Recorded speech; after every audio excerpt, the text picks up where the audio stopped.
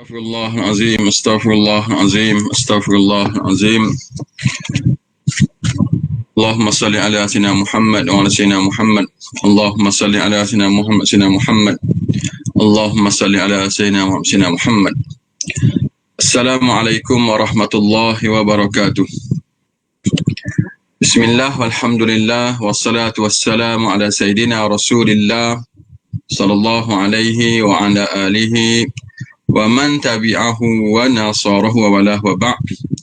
Rabbi shrah lana sudurana wa yassir lana umurana wa hlul 'uqdatan min alsinatina yafqahu aqwalana.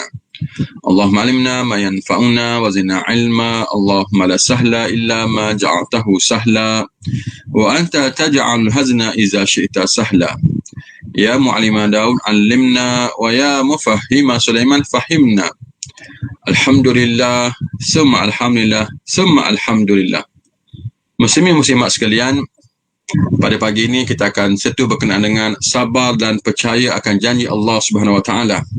Itu pada muka surat 65. Qala musannif rahimahullah, qala musannif hafizahullah, sabar dan percaya akan janji Allah Subhanahu Wa Taala.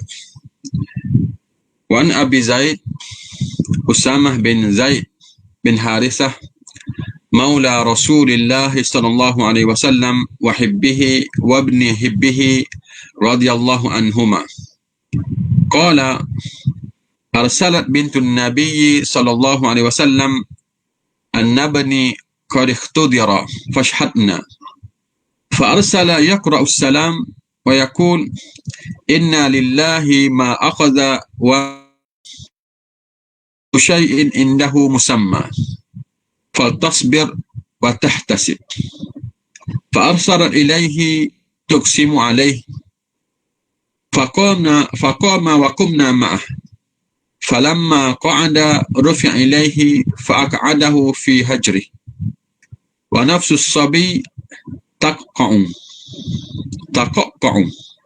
fafadat aynahu Rasulillah sallallahu alaihi wasallam faqala Sa'ad ما هذا يا رسول الله؟ قال هذه رحمة يضعها الله في قلوب من يشاء من عباده وإنما يرحم الله من عباده الرحماء.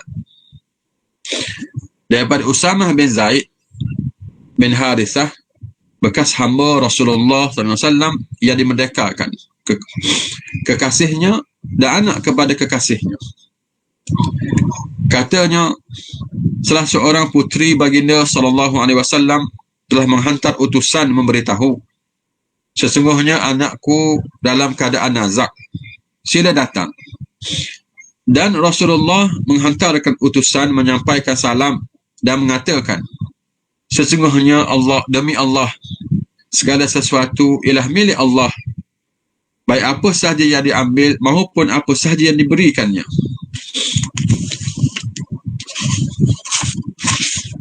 Dan tiap-tiap sesuatu telah ditetapkan di sisinya, ada ajal yang ditetapkan.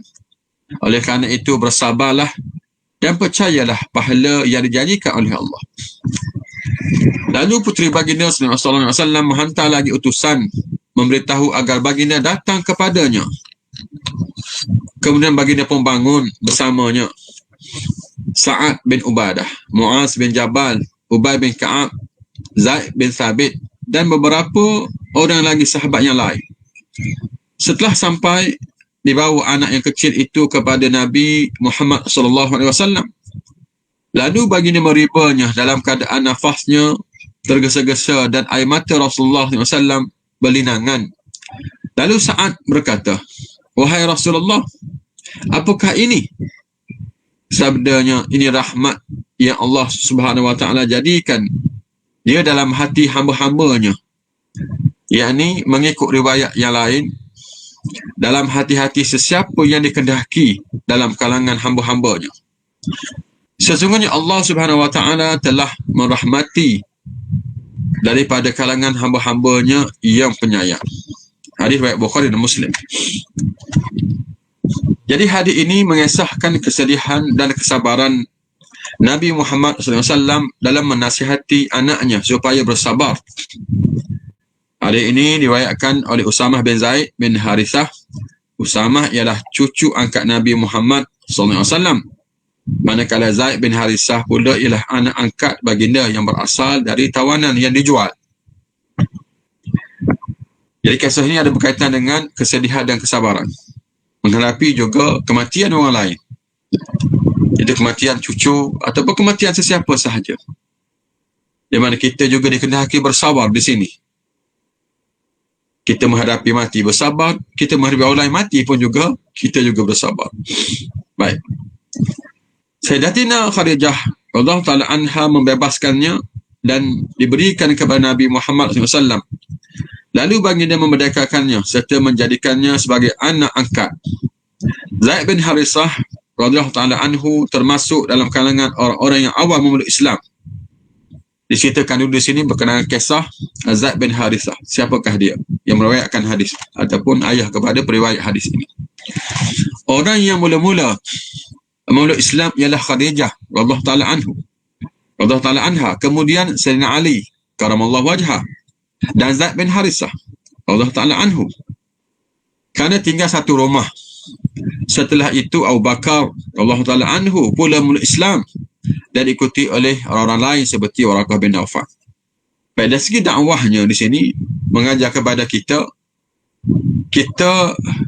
mulakan dahulu dengan orang-orang yang dekat dengan kita.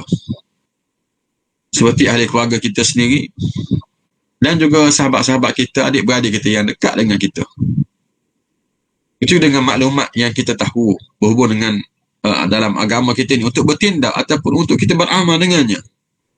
Satu maklumat yang kita tahu, sebarkanlah khususnya bersama dengan ahli keluarga kita, isteri kita, anak-anak kita.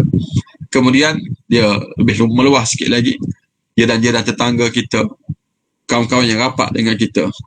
Jadi kita boleh tiru apa yang dibuat oleh Nabi. Nabi itu berjaya menguasai orang-orang di sekitarnya peringkat awalnya sebelum dia pergi kepada peringkat lebih jauh.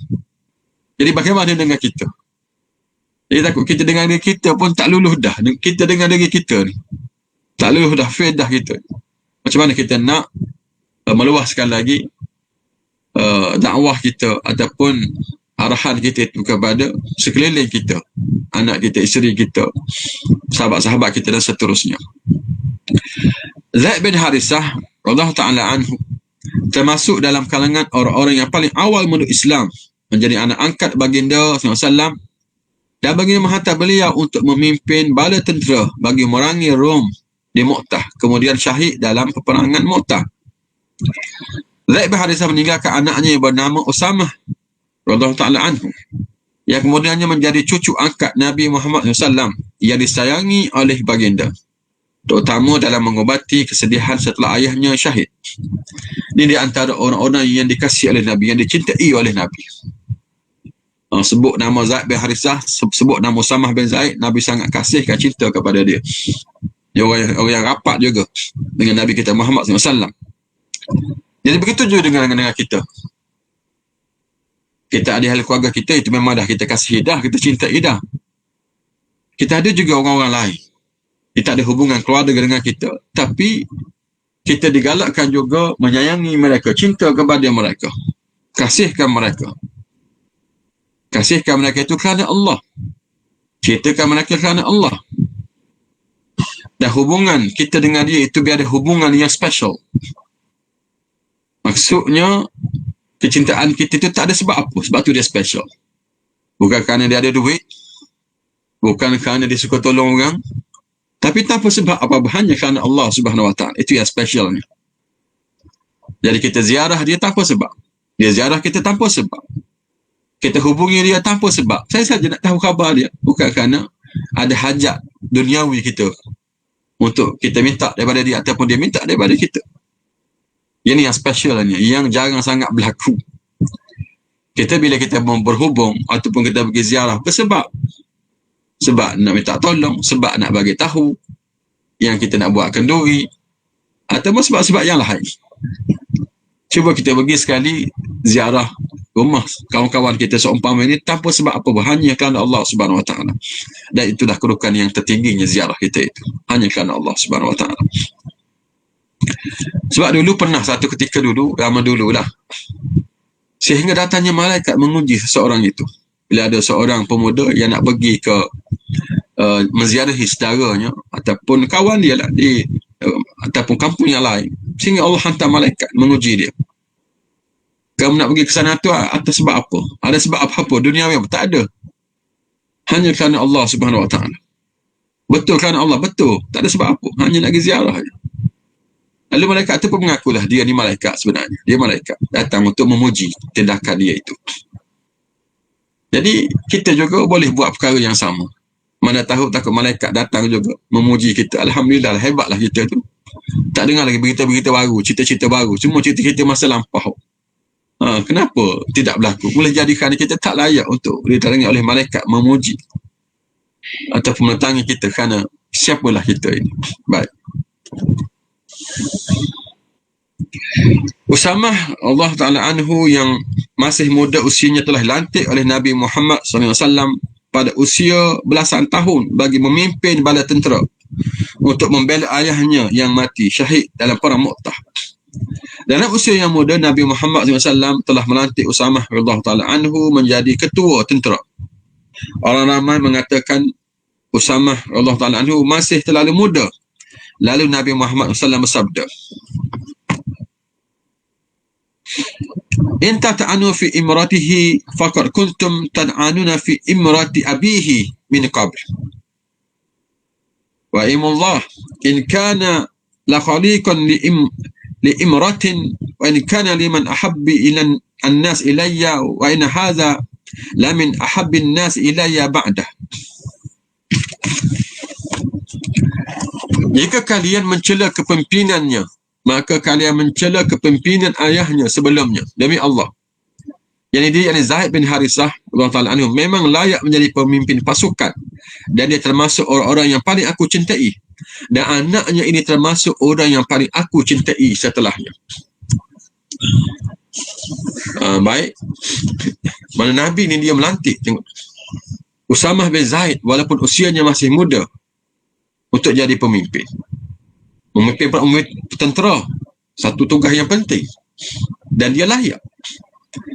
Jadi sini mengajar kepada kita, walaupun ada orang yang afdal, dan di bawah itu ada orang yang mafdul, yang tidaklah sebaik orang yang afdal itu, maka dia layak juga untuk dipilih. Dia tidak sebenarnya yang paling afdal sekali, tidak semesti dalam pemilihan sesuatu perkara. Jadi di sini mengajar kepada kita, boleh sahaja orang yang asalkan dia layak untuk dilantik. Tak semestinya paling yang baik sekali, tak semesti begitu. Sudah tentulah selain pada Usamah ni ramai lagi sahabat-sahabat lain yang hebat juga atau lebih hebat daripada dia, tapi dia hebat juga. Maka dia sudah layak untuk dipilih lantik menjalankan tugas-tugas tertentu. Baik, sama dengan kita pada hari ini. Mereka kemudiannya terus diam dengan pelantikan Usamah radhiyallahu ta'ala anhu sebagai panglima tentera. Ketika Usamah radhiyallahu ta'ala anhu keluar berperang, dalam pada itu berada di pinggir kota Madinah, tiba-tiba Nabi Muhammad SAW mula berada dalam keadaan nazak. Usamah radhiyallahu ta'ala anhu terpaksa menangguhkan hasrat meneruskan perjalanan dengan berkhemah di luar Madinah dan juga membatalkan perancangan untuk bertolak ke medan perang. Apakah daya? Walaupun nak berangkat tu, tapi oleh kerana dengar keadaan Rasulullah tidak berapa sihat, Rasulullah ni sakit, maka tak jadi nak berlepas dulu, berkemah di luar Madinah. Apabila mendengar berita tentang kewafatan Nabi Muhammad SAW, Usamah radhiyallahu ta'ala anhu terus pulang kembali ke Madinah. Setelah selesai urusan Nabi Muhammad SAW dikebumikan, Abu Bakar radhiyallahu ta'ala anhu dilantik menjadi khalifah. Abu Bakar radhiyallahu ta'ala anhu terus menyuruh Usamah radhiyallahu ta'ala anhu memerangi Rom dalam keadaan Madinah dikepung oleh kabilah-kabilah Arab yang murtad dengan jumlah ratusan ribu orang. Semua orang tidak berani bertemu Abu Bakar, lalu meminta Sayyidina Umar radhiyallahu ta'ala anhu pergi menemui Sayyidina Abu Bakar. Kemudian Abu Bakar radhiyallahu ta'ala anhu dengan tegasnya menjawab. Ini berhubung dengan situasi ketika itu, genting. Usamah bin Zaid bersama dengan tenteranya nak pergi ke perang Mu'tah. Itu arahan Nabi sejak Nabi mengarahkannya lagi. Dan Abu Bakar pun nak sambung juga. apa yang dihasratkan oleh Nabi itu. Jadi peringkat awal dulunya, sahabat-sahabat ada yang tidak berapa setuju dengan Usamah menjadi ketua. Tapi telah dijawab oleh Nabi sendiri. Kemudian setelah Nabi wafat dan Sayyidina Abu Bakar menjadi khalifah, pengganti Nabi ini, situasi genting ini berulang lagi. Ada tambahan lagi. Mana kali ini untuk berdepan dengan orang yang murtad. Mereka telah keluar daripada Islam. Kerana mereka merasakan kesetiaan, ketaatan ini hanya kepada Nabi. Dan Nabi telah wafat, maka mereka bebas. Itu yang berlaku pada sebahagian orang-orang yang duduk di sekitar Tanah Arab ataupun di sekitar Madinah dan Mekah dan seumpamanya ketika itu. Jadi menyebabkan mereka melu kepada tentera untuk berdepan dengan musuh-musuh ini. Sebab tu ada sahabat-sahabatnya pergi bincang dengan Sayyidina Umar untuk menahan dulu pergerakan Usamah bin Zaid itu untuk pergi ke Mu'tah. Tengok apa jawab Abu Bakar. Nabi Abu Bakar kata, "Wallazi nafsu Abi Bakar biyadihi, la zanantu anna as-siba' takhtafuni la fastu ba'sa Usamah kama amara bihi Rasulullah sallam, wala lam yabqa fil qura ghairi la unafizanna." Demi Tuhan yang Abu Bakar berada di dalam tangannya, sekiranya aku ketahui sesungguhnya binatang buas mengheret kakiku ini, nescaya aku akan tetap mengutuskan Usamah sebagaimana yang diperintahkan oleh Rasulullah SAW. Sekalipun tiada orang lain di mana-mana perkampungan kecuali diriku, nescaya aku akan tetap mengutuskannya. Bermakna azam Sayyidina Abu Bakar untuk mengutuskan, menghantar juga tentera yang telah diluluskan oleh baginda sendiri, baginda SAW. Apa nak jadi, jadilah. Itu pendirian Abu Bakar. Dia tetap ingin menghantar Usamah dengan tenteranya ke Mu'tah. Umar bin Al-Khattab radhiyallahu ta'ala anhu sekali lagi meneruskan permohonannya itu dengan ucapannya yang disusul dengan jawapan balas Abu Bakar. Fa'inal ansar tatlubu rajulan aqdamu sinnan min Usamah. Para sahabat dalam kalangan Ansar meminta aku sampaikan kepadamu supaya dilantik ketua daripada kalangan yang lebih tua daripada Usamah. Dan isu yang sama juga berlaku lagi sekali. Apa jawab Abu Bakar? Apa jadi pada Abu Bakar? Fawasaba Abu Bakrin radhiyallahu ta'ala anhu wa kana jalisan fa akhadha bil lihyati Umar radhiyallahu ta'ala anhu wa qala lahu sakulat ka ummuka wa adamatka ya ibn Khattab ista'malhu Rasulullah wa ta'muruni an anzi'ahu. Tiba-tiba menjadikan Abu Bakar radhiyallahu ta'ala lebih marah, lalu bangkit dari tempatnya, dari tempat duduknya, lantas menarik janggut Umar radhiyallahu ta'ala anhu dengan menengkingnya. Cis, Rasulullah yang melantiknya, tiba-tiba kamu minta aku memecatnya. Jadi kata-kata Sayyidina Abu Bakar itu menyebabkan Sayyidina Umar terdiam dan keluar mengkhabarkan kepada sahabat, semua sahabat yang lain. Maka kesemua daripada mereka takut lalu senyap, sehingga kan Sayyidina Umar radhiyallahu ta'ala anhu juga takut kepada Sayyidina Abu Bakar radhiyallahu ta'ala anhu. Itulah yang berlaku. Akhirnya mereka semua terimalah ketetapan keputusan yang dibuat oleh Sayyidina Abu Bakar radhiyallahu ta'ala anhu. Demikian kehebatan Sayyidina Abu Bakar radhiyallahu ta'ala anhu. Walaupun sifatnya lembut, namun sekali-sekala beliau sangat tegas sehingga membuatkan Sayyidina Umar pun boleh terduduk. Tengok orang lembut pun sekali-sekala boleh saja bersikap dengan sikap yang keras, bersikap dengan sikap yang tegas, asalkan itu tidak bercanggah dengan syarak. Dan kedudukan sahabat-sahabat yang seumpama ini, tengok Umar dia keras, Abu Bakar dia lembut, Sayyidina Osman lagi lembut.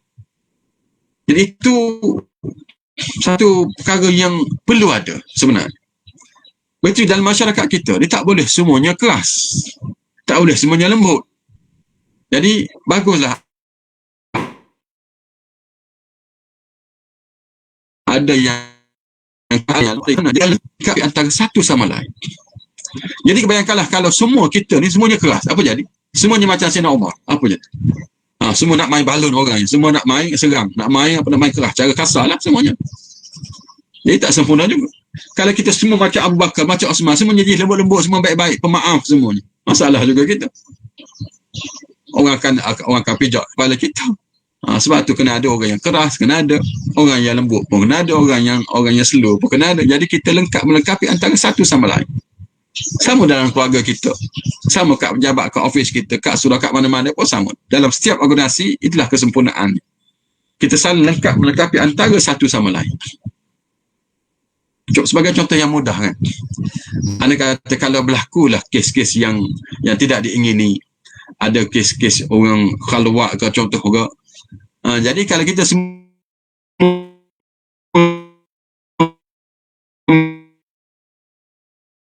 jenis lembut, ni kahwin belum lagi ni, duduk berduaan ni contoh ni, mana boleh buat macam ni, tak boleh, salah. Jadi kalau jangan buat lagi je, esok boleh buat pula, alah mari marah macam tu je. Ada kena mari orang tegas sekali, mari marah sekali, jekah sekali ke.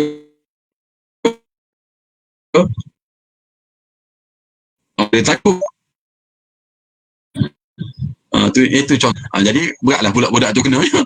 Kena tibai ke, kena hentam, kena ada orang yang muliakan, yang akan mengendurkan situasi itu. Baik. Usamah radhiyallahu ta'ala anhu pun pergi sehingga menyebabkan tentera Rom terpaksa berundur dengan pertolongan Allah Subhanahu wa taala. Allah Subhanahu wa taala memasukkan rasa takut ke dalam hati musuh sehingga mengelakkan daripada tercetusnya peperangan. Peristiwa ini menunjukkan kehebatan yang diberikan oleh Allah Subhanahu wa taala. Perang ini berlaku secara psikologi. Apabila Sayyidina Abu Bakar menghantar tentera Usamah yang pergi untuk melawan Rom. Perang ini dinamakan dengan perang psikologi yang menunjukkan kebijaksanaan Abu Bakar As-Siddiq Allah Ta'ala anhu. Tentera pimpinan Usamah Allah Ta'ala anhu kemudiannya balik dan diserap masuk ke dalam langkah menyusun pada tentera untuk menyerang orang murtad. Semua ini berada dalam kisah yang terkenal sebagaimana disebutkan dalam pelbagai tulisan sejarah. Jadi perang tadi dipanggil perang psikologi. Jadi perang kita ni ada dua jenis. Perang fizikal sungguh, perang psikologi, perang saraf, dan perang seumpamanya. Jadi walaupun kita tidak berperang dengan perang fizikal, tapi perangan yang betul lain itu berlaku dalam diri kita, dalam masyarakat kita.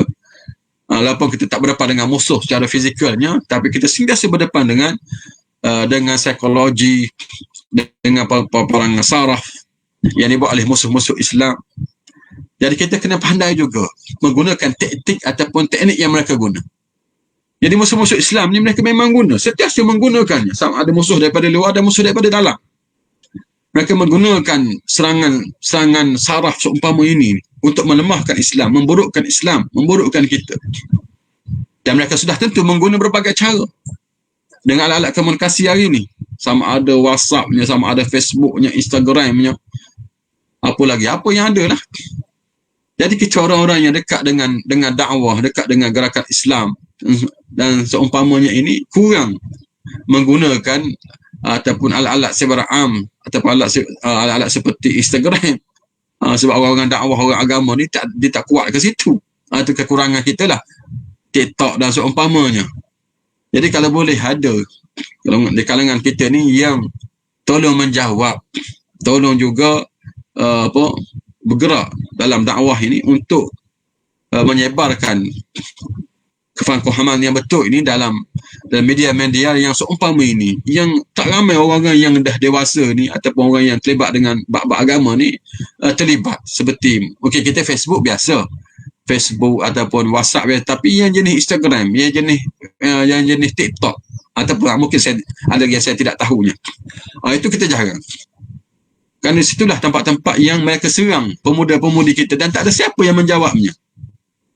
Jadi bila kebenaran tidak terselah ni, macam mana mereka nak tahu? Macam mana orang yang atas pagar ke ataupun orang yang tidak tahu apa untuk tahu?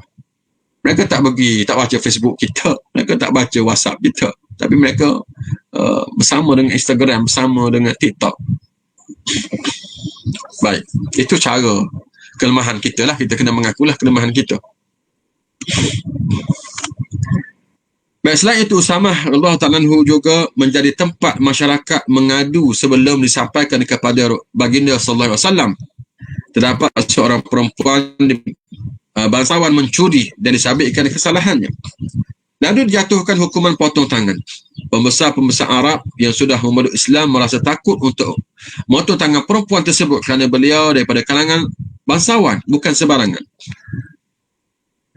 Mereka yang bersimpati dengan perempuan itu tidak berani mengadu kepada Nabi Muhammad SAW, lalu menyuruh Usamah radhiyallahu ta'ala anhu memberitahu kepada baginda SAW. Apabila Usamah radhiyallahu ta'ala anhu memberitahu kepada baginda bahawa ada seorang wanita bangsawan daripada Bani Makhzum dikenakan hukuman potong tangan akibat mencuri kepadanya.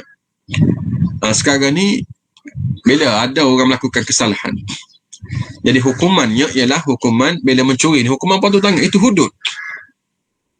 Oleh kerana dia itu di kalangan bangsawan, jadi sahabat-sahabat ni mohon syafaat lah, mohon syafaat supaya dia tidak dikenakan sebab dia orang bangsawan.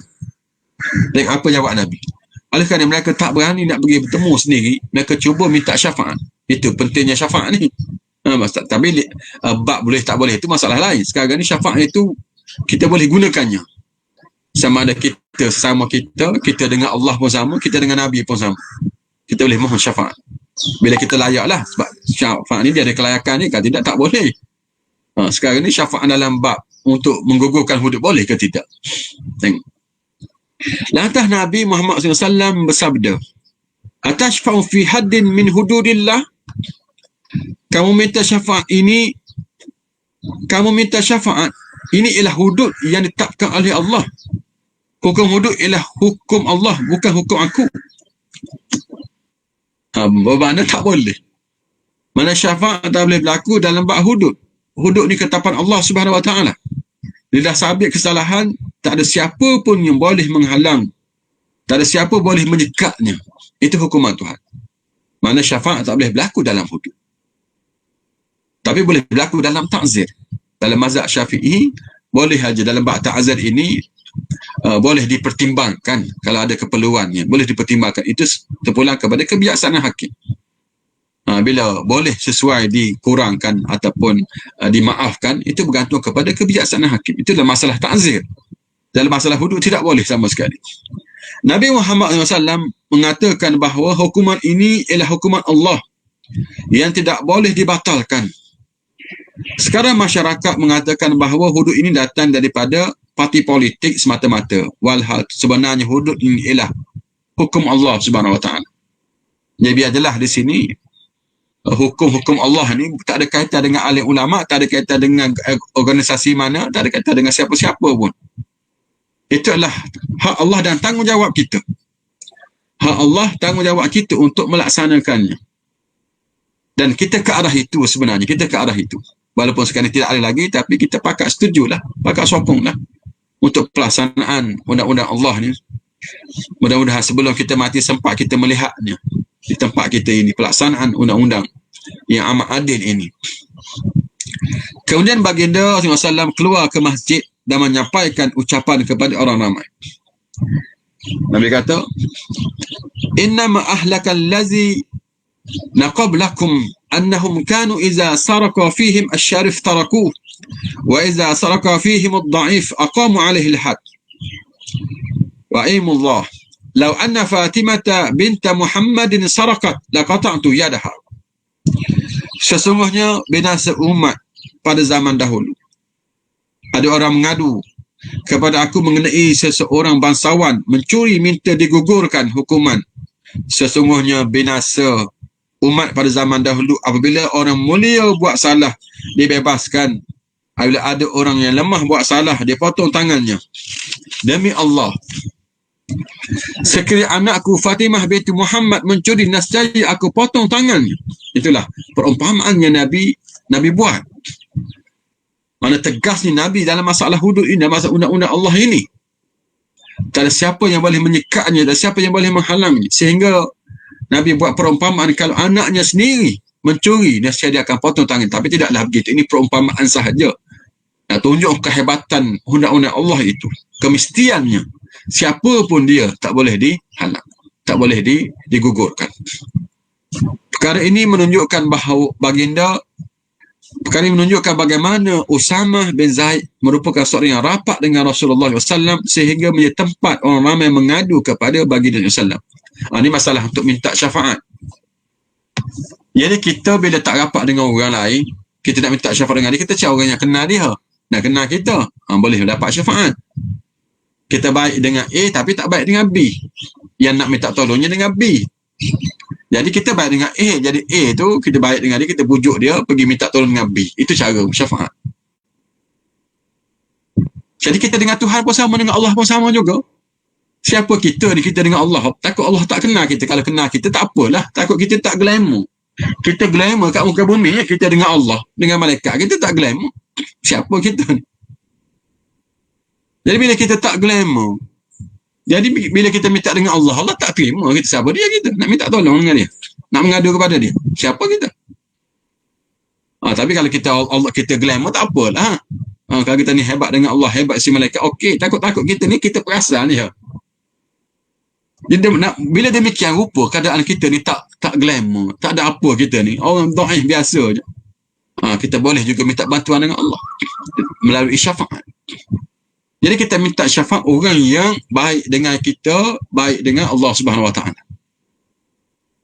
Kalau zaman Nabi, Nabi lah. Sebab zaman Nabi sudah tak ada lagi, kita hanya selawat ke atas Nabi. Jadi kita guna orang yang soleh. Sebab tu kita minta doa orang soleh tu. Anak kita nak periksa, kita minta orang soleh doakan kita supaya hajat untuk kita. Itu salah satu cara lah tu. Itu betul lah tu. Kita mohon minta doa daripada orang soleh. Orang soleh dia rapat dengan Allah. Kita tak rapat dengan Allah, kita rapat dengan orang soleh itu. Agar nak tolong dia. Untuk berdoakan untuk kita.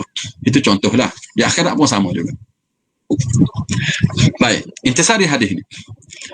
Usamah radhiyallahu ta'ala anhu meriwayatkan hadis di atas dengan menceritakan peristiwa saat cucu Nabi Muhammad SAW dalam keadaan sakit. Cucu Rasulullah SAW tersebut merupakan anak kepada salah seorang daripada anak Nabi Muhammad yang tidak disebutkan di sini, sama ada Zainab, Ummu Kalsum atau Ruqayyah. Lalu dalam keadaan nazak, anak Nabi Muhammad SAW menghantar utusan memberitahu kepada baginda agar datang dan melihat cucunya yang sakit itu. Kemudian Nabi Muhammad SAW meminta orang lain supaya pergi dahulu untuk menyampaikan salam serta menyuruh mereka bersabar kerana itu semua ialah kepunyaan Allah Subhanahu Wa Taala. Dan Nabi perangkat awal Nabi tak pergi lagi kerana ada urusan. Ada urusan yang tertentu yang perlu diselesaikan. Atau lebih utama daripada itu. Lalu Nabi perangkat awal menghantar utusan dulu untuk memberitahu kepada anaknya itu supaya bersabar. Sebab itu ketentuan Allah Subhanahu Wa Taala dengan pesanan supaya bersabar. Jadi kita kalau tak boleh pergi, kita pesan dulu supaya bersabar. Pesanan bersabar itu penting. Bukan tak apa, sabar dulu. Kita pesan pada dia supaya nanti akan datang. Jadi hantar dah mesej kita kepada dia itu supaya bersabar. Mesej yang pertama. Dan dengan cara itu boleh memberi motivasi kepada dia. Sabar dari segi kita akan datang kemudian.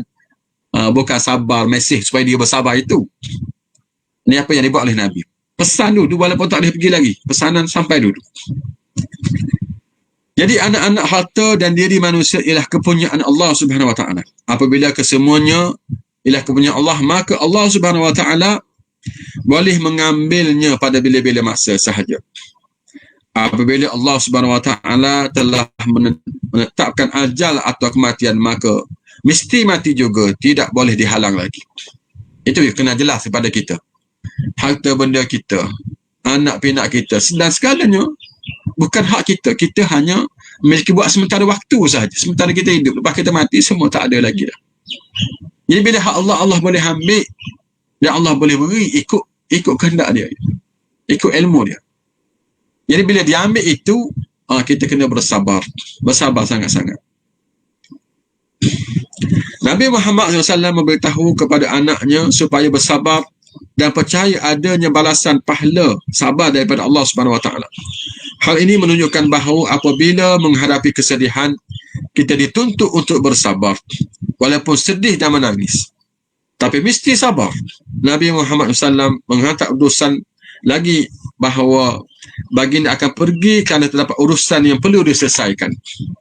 Itu pesanan supaya bersabar itu sampai dulu walaupun kita tak boleh pergi. Sekarang ini lebih mudah lah. Kita ayah tak boleh pergi, abang tak boleh pergi, tapi bersabarlah dulu dengan ujian itu. Nanti abang akan menyusul, ayah akan menyusul, ataupun kawan akan menyusul, kita akan menyusul. Kesabaran itu sampai dulu. Setelah urusan selesai, Nabi Muhammad SAW pun pergi dengan diiringi oleh Sa'ad bin Ubadah.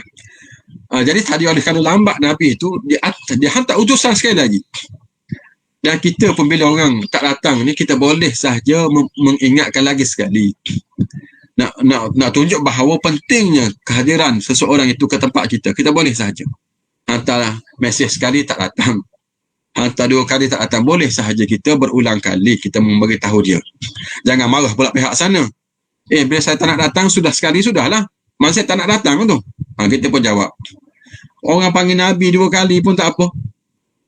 Takkan nak panggil kawan pun tak boleh 2 kali. Takkan nak panggil adik-beradik nak pesan 2 kali, tak boleh.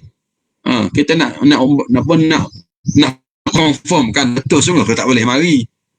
Tak ada masalah. Kita tanya 2 kali, tanya 3 kali pun tak apa, tak ada masalah.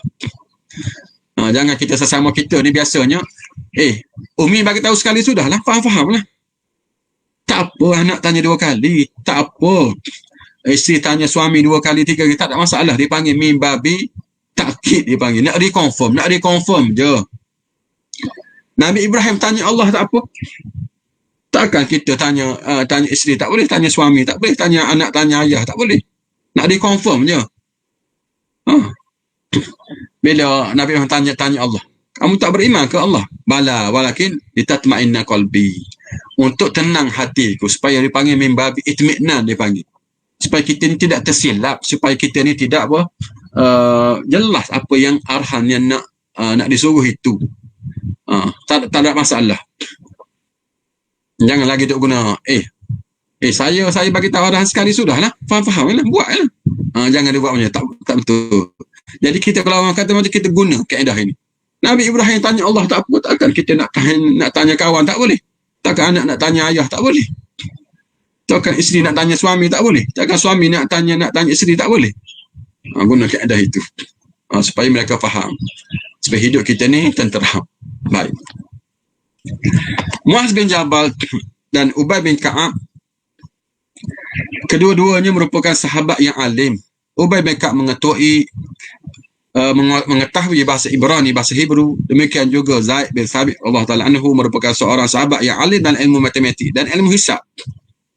Dalam bab faraid, Zaid bin Thabit Allah Ta'ala anhu ialah orang yang paling alim dalam kalangan sahabat baginda, kerana beliau juga sangat mahir dalam ilmu hisab.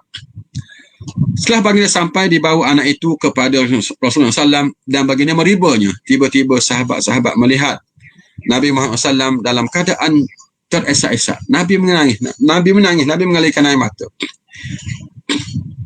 Mengalir air mata Nabi Muhammad SAW. Lalu Sa'ad bin Ubadah Allah Ta'ala anhu berkata, "Ma hadha ya Rasulullah?"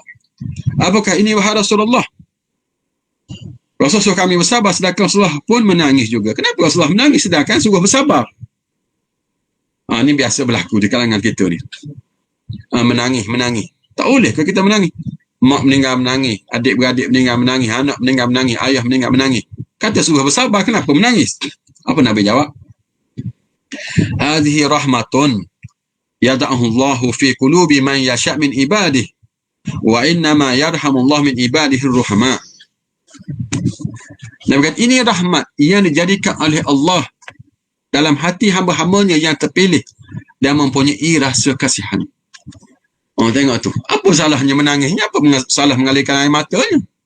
Kerana itu satu fitrah yang kita ni manusia. Kita bukannya batu, bukannya plastik. Tak ada perasaan. Kita ada perasaan. Dan itu anugerah Allah kepada kita, kecintaan, kasih sayang itu. Jangan pula kita ni, oleh kerana kita tak bersabar, tak payah menangis. Tidak. Tak sampailah tahap itu. Boleh saja menangis. Tanda kecintaan kita kepada orang yang kita kasihi itu. Saya pernah bertemu dengan seseorang, hebat nak tunjuknya hebatnya dia. Dia kata, "Ustaz, saya ni, mak saya meninggal, Ustaz. Saya setitik air mata pun tak jatuh, Ustaz. Saya tak menangis pun. Mak saya meninggal dunia."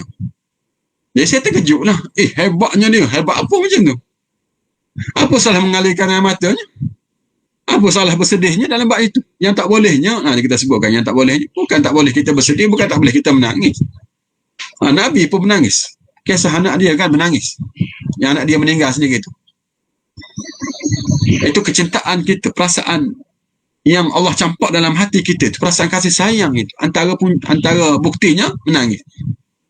Itu perasaan yang sangat-sangat anugerah Allah kepada kita. Bagaimana kalau kita kerah hati, macam mana? Itulah berlaku apa pun, tak rasa sedih, tak rasa apa, tak ada cinta apa. Satu kekurangan. Allah Subhanahu Wa Taala memberikan rahmat kepada orang-orang yang ada rasa kasihan belas dalam hatinya. Yang ni hati yang lembut. Manusia dibenarkan untuk bersedih dan berduka cita, namun andanya sabar bersama kesedihan itu.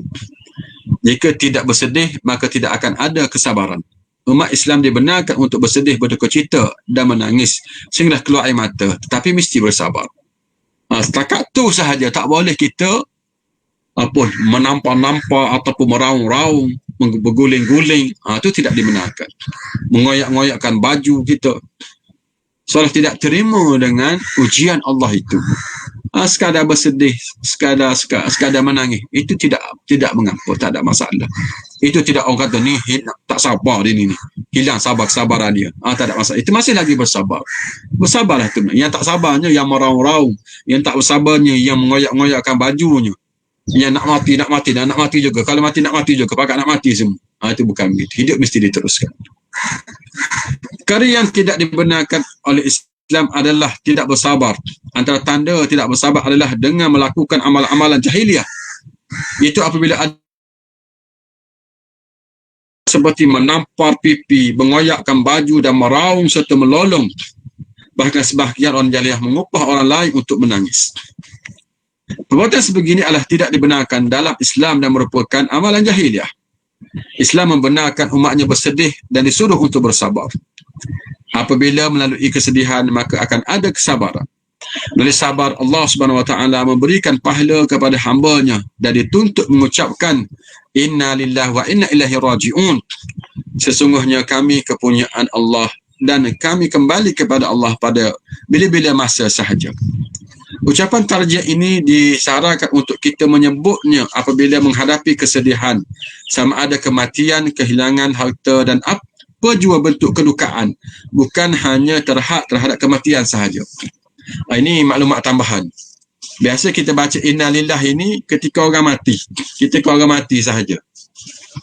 Kita kena tambah lagi, bahawa lafaz ini ataupun bacaan ini kita gunakan juga apa jua peristiwa-peristiwa yang tak sedap dengar kita, yang bentuk menyedihkan kita, yang menduka citakan kita. Kita boleh baca Inna lillahi wa inna ilaihi raji'un. Kena tambah lagi lah. Selama ni kita baca untuk orang mati. Itu betul dah, betul. Cuma nak tambah lagi. Tambah lagi Inna lillahi wa inna ilaihi raji'un. Dan satu lagi hadis yang saya baca kat depan ni mula-mula tadi, yang kita boleh baca juga yang ni ketika kita mendengar ada apa? Ada berita ada orang meninggal. Apa yang kita bacanya? Kita baca Inna lillahi ma akhadha wa ma a'ta. Tu. Ni payah sikitlah. Mana kena tulis, kena hafal dan kena bacalah ketika berlaku kematian. Kita boleh baca Inna lillahi ma akhadha wa ma a'ta wa kullu syai'in lahu musamma. Atau lafaz-lafaz lain, inilah dia. Mungkin ada lafaz yang lain lagi. Inna lillahi ma akhadha wa ma a'ta wa kullu syai'in lahu musamma. Faltasbir wa tahtasib. Kita ikut apa yang Nabi kata itu.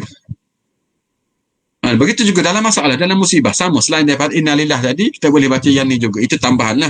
Bagi siapa nak ilmu lebih, maka dia boleh salin dan dia boleh guna manfaatkan. Sebab ini ada seorang orang sabar ni. Dia bersabar dan mengharapkan pahala dari Allah Subhanahu Wa Taala. Allah itu dia boleh ambil balik, dia boleh beri. Dia boleh ambil, dia boleh beri. Dan semua itu dah ditetapkan oleh Allah Subhanahu Wa Taala. Dan bersabarlah dan mengharapkan pahala daripada dia. Ini baik juga. Bacaan ini baik juga untuk kita gunakan dalam kehidupan kita. Yang tadi pun baik, itu dah biasa kita guna. Baik, kita pergi kepada kesimpulan pengajaran hadis ini. Bersabarlah ketika diuji dengan kehilangan orang yang dikasihi atau barangan kepunyaan yang disayangi.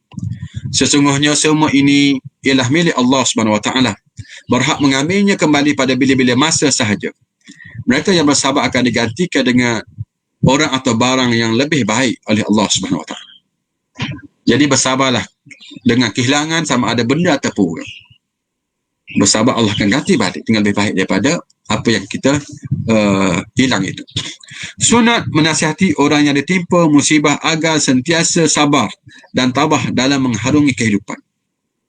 Ayat surah Al-Asri itu sentiasa sebut pada kita kan, berpesan-pesan dengan kesabaran. Selain berpesan-pesan dengan kebenaran. Yang ini semua orang boleh. Pesan-pesan dengan kesabaran semua orang mampu buat. Dengan kebenaran itu kena ada ilmu lah. Yang ni tak ada ilmu buat apa? Bagi motivasi pada orang lain. Ya? Supaya bersabarlah, insyaAllah ada kebaikannya, bersabarlah. Semua orang boleh. Jadi boleh kita pakai praktikkan pesan-pesan supaya orang lain bersabar. Berpegang teguhlah dengan hukum yang ditetapkan oleh Allah Subhanahu Wa Taala. Sesungguhnya hukum Allah tidak mengenal sesiapa, darjat, keturunan dan pangkat. Sesiapa sahaja yang bersalah mesti perlu dihukum seadilnya. Itu hukum Allah Subhanahu Wa Taala. Meratapi dan mengenang sesuatu perkara yang telah pergi secara berlebihan merupakan perbuatan yang tidak baik. Apabila diuji dengan kehilangan sesuatu, maka perlunya kesabaran. Yang ini semua orang akan menghadapinya. Cepat atau lambat sahaja. Bersedialah dengan bersabar. Kasih sayang yang terjalin antara manusia menyebabkan datangnya rahmat dan kasih sayang Allah SWT kepada mereka. Ingat, bila kita cintakan orang, ada faedahnya. Bila kita cintakan orang kerana Allah SWT, ada faedah dunia dan akhirat. Berguna kepada kita di sini dan berguna kepada kita di sana nanti. Sebab tu kita kena pilih, kena ada orang-orang yang dekat dengan kita, yang rapat dengan kita, dalam erti kata hubungan kita dengan dia ni hubungan roh. Waktu bahasa saya hubungan roh. Nak tunjukkan bahawa rapatnya hubungan antara dua orang tanpa sebab, hanya kerana Allah Subhanahu Wa Taala. Bila ada hubungan roh ni, kalau dia sakit, kita sakit. Kita sakit, dia rasa sakit. Sampai begitu sekali. Kalau hubungan biasa, dia sakit, kita tak apalah, kita okey je. Biar dia bersedih pun dia susah, kita turut rasa susah juga, memang kita nak bantu dia. Yang ni yang ada manfaatnya, yang bergunanya nanti. Bila? Nanti bila di hari akhirat nanti. Dua orang yang akan bertemu atau berkahwin kerana Allah, nanti kita akan dapat apa? Dapat berada di arasy Allah Subhanahu Wa Taala. Dua orang bukan sayang kerana Allah, bertemu kerana Allah, berpisah pun kerana Allah. Mereka berada di kalangan 7 golongan yang berada di bawah naungan arasy Allah Subhanahu Wa Taala. Itu kelebihannya. Jadi sidang muslimin-muslimat sekalian, cukuplah sekadar itu dapat kita kongsi bersama berkenaan dengan kesabaran pada hari ini, dan kita akan sambung lagi pada kuliah-kuliah akan datang berhubung dengan sabar dalam menegakkan kebenaran pula. Jadi di sini dulu buat kali ini. Wassalamualaikum warahmatullahi wabarakatuh. Assalamualaikum warahmatullahi wabarakatuh.